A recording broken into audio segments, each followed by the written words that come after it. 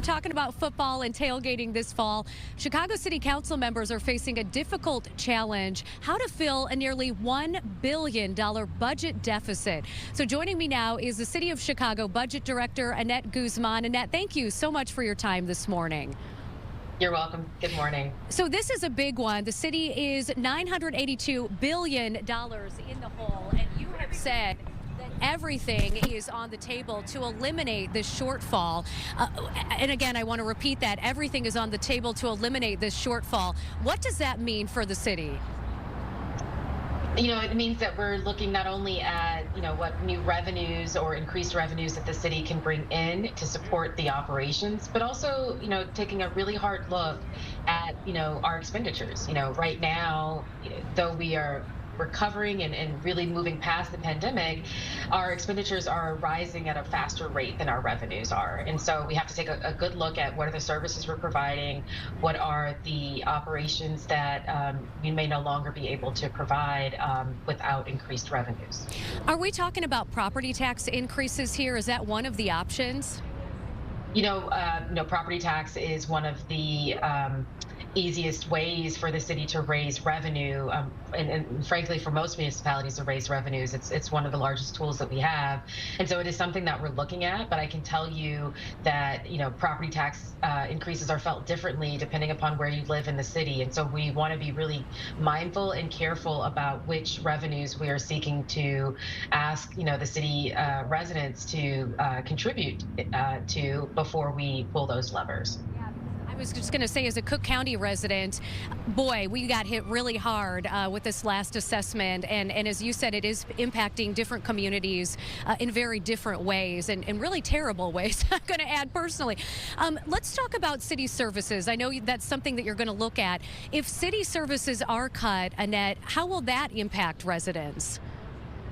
We are looking to, make sure that we are able to provide the services that we are mandated by law to provide, that city residents pay us to provide them. And we're trying to do the most that we can to ensure that we aren't impacting those services that residents need the most, universally. So, we'll be looking at everything that we currently provide through programming, through outreach, through everything to ensure that, we are impacting residents as little as possible.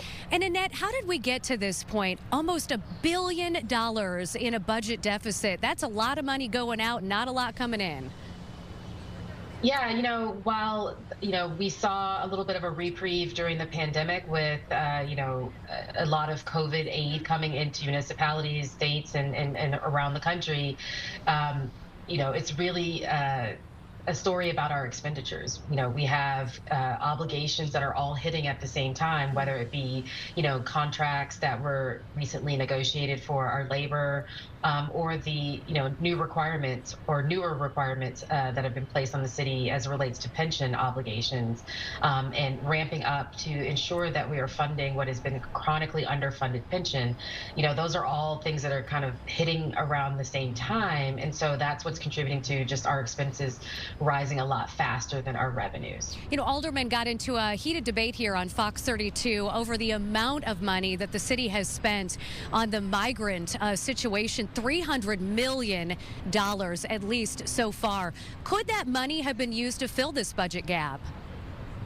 So I think there's two things to just be really clear with your audience about. The city's portion of that amount is actually rather small.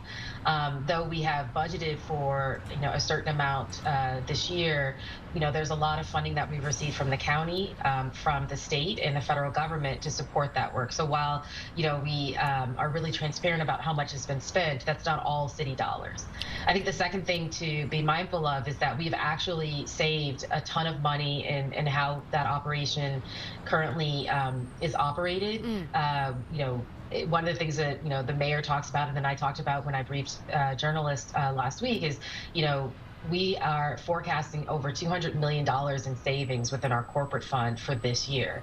And, that's actually not very normal for the city to have that much in forecasted savings. So, from my perspective, we are doing our part to already kind of tighten our belts, and we're going to do more to ensure that, we are able to meet the resources that are provided to us. Okay, last question. Corporate savings. Break that down for our viewers. I'm confused on what that means, how we're saving money, but yet we still might be asking residents to cough up more in property taxes.